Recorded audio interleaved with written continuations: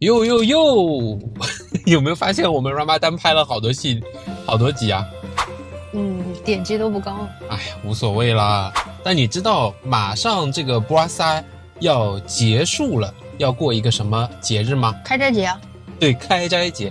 但你有没有同时注意到最近我们身边的华人朋友经常跟我们讲下周要怎么样？马来新年。对，他说马来人过年会怎么样，对不对？说大家都要回乡啦，或者交通会怎么样啊？他们的生意会怎么样啊？你有没有觉得有点奇怪啊？到底是开斋节还是马来人过年？我倒没有奇怪，我以前在阿拉伯公司工作过，我以前在阿布扎比公司工作，我都比较清楚的知道这应该是开斋节就是开斋节，新年是新年。但是我是不明白为什么大家会有这样的一个迷思哦。是，其实这句话马来人过年5个字已经有2个问题了。怎么说？首先它不是过年，对，它是开斋节就是开斋节。因为我们在做之前节目的时候就说开斋节是回历的第9个月嘛，就是那个是斋戒，所以开斋节是10月的第1天。那10月1日能是过年吗？肯定不是啊，对不对？第二呢，既然是开斋节，那么它是给新年也好，它就是给穆斯林过的，因为他们遵照伊斯兰的回历嘛。那么就未必是马来人咯。对吗？华裔的穆斯林他应该也要过开斋节吧？所以这句话就有2个问题，我就觉得特别有意思。我一直想要知道说，为什么呢？为什么大家会觉得开斋节和过年是一样的？会不会有些人不知道？我估计不知道人会比较多吧。对，我不敢讲，我们就说有部分人吧，就可能是有部分人他真的是不知道有什么差别嘛。或者认为就是他们过年，还有一部分人应该是知道的啊。我觉得他知道的情况下，会把它形容为过年，因为他们的开斋节和华人过年，我们所理解的过年还真的有点像哎。你说在这2个节日期间做的事情都大同小异，对吗？对的。你知道有哪些吗？我知道大家一定要回去，因为我还在工作的时候，当时我的团队里面有一个下属，他是在新加坡工作的一个印尼穆斯林然后应该就去年这时候吧，安排他去出差，然后他就跟我提了一个小要求。老板你太残忍了。他说出差老板他说是这样子，我那个开斋节这一天是非常重要的日子，我必须要保证这一天我要回到家跟我的家人一起过，所以你看我的日子能不能改成这样。我当时一听，那当然可以改了。然后我就知道了，原来是他们有这样一个团聚和迁徙，就是你在远方的这些工作的人，你都不需要回到家乡里面跟你的家人在一起。对的，这是一个很重要的习惯，他们要回乡和家人在一起。对，那回家干嘛呢？要打扫屋子，要去做糕点。这是不是跟华人也很像啊？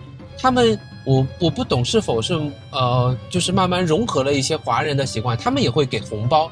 只是呢，他们不叫红包，华社给了他一个名字叫青包，就是Ramadan的那个青色的。OK，这样的一个青包，他们还会放烟花呢，我们有可能过2天就能听到哦。只是他们不会办 party 聚会，他们会一起读可兰经，然后一起进行一些家庭的聚会。对，我的那个前同事跟我是有描述的，他说那是要好几天的，是家族团聚在一起，然后大家就是要聊聊天，然后读经。确实是。还有一点，他们要去买新衣服，穿新衣服。这不是跟我新年一样的吗？所以对啊。但是我问了认识的华裔穆斯林他们呢是觉得没办法，他说他们就觉得很像，他说这个叫习惯就好，送我4个字。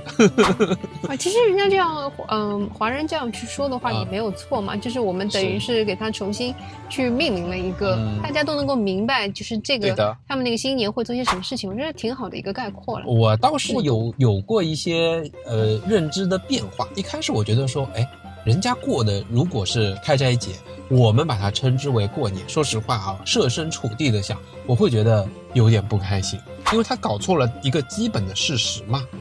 但是呢，我了解到这些事情以后，我就发现有可能就像你讲，也没有什么，就他是觉得跟咱们的过年这么像，那我就用过年来称呼这个事情。这也是我相信另外一部分人是这样理解这个事情的原因，这就好理解了。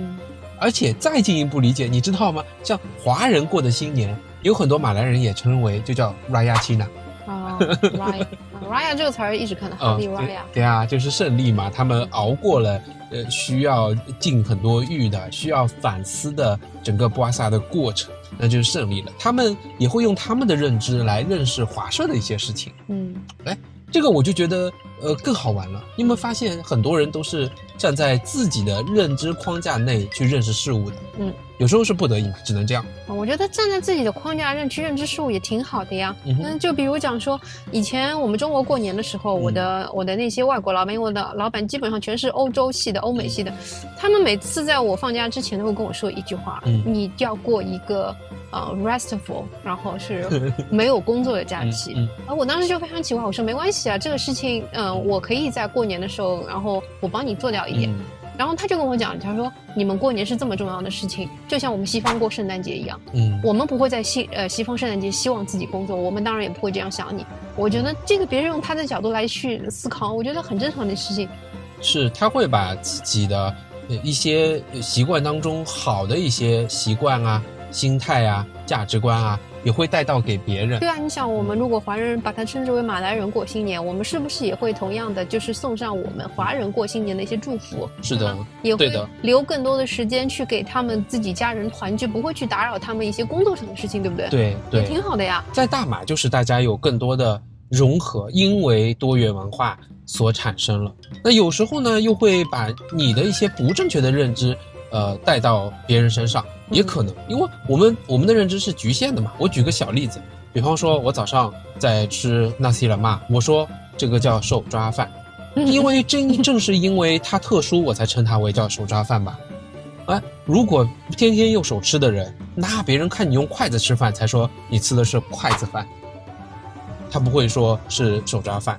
那但是我个人的感受呢，我觉得只要大家遵循互相的基本的礼仪，你不要去妨碍别人做事的权利，或者去就是怎么讲，就太轻易的去架着别人就好了。不要去说，哎呀，别人这个是对或者是不对，那个会让自己变得很狭隘哦。总之你看今天这2天我们开在路上，连那个toll都不用付了，对吗？这是他们政府表现出的极大的一个善意嘛，鼓励大家回乡团聚。是的。我个人想看明白了两边的势力之后啊，就是各族都会有自己的视野，我觉得这个是没有办法的一个事情。它有好的，也会有些先天的缺陷，但是生活在大马有一个好处，就是这里大家一直强调的多元文化。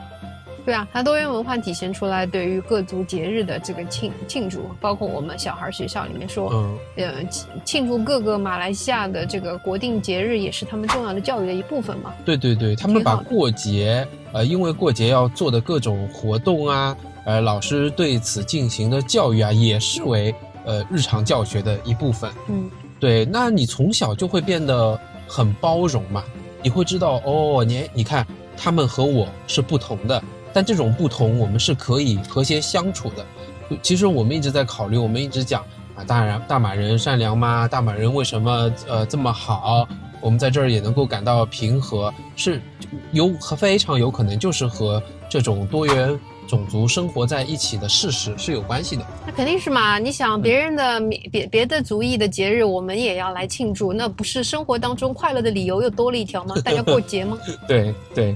而且大家的交融之后，习俗、文化还有很多饮食的习惯都会发生变化。你看我们之前看的一个教授的介绍，在Ramadan 的夜市上，很多食物慢慢也是受到了印度裔的影响，受到了华裔的影响，创造出很多新东西嘛。我现在就非常期待在开斋节这一天，我们可以吃到那个人当竹筒饭，人当牛肉竹筒饭，对不对？对，这个是太好吃了。但我比较怕在路上突然你说停下来，那是一定要吃的，你不管了，你自己那个保心丸吃好，我是一定会叫的。OK。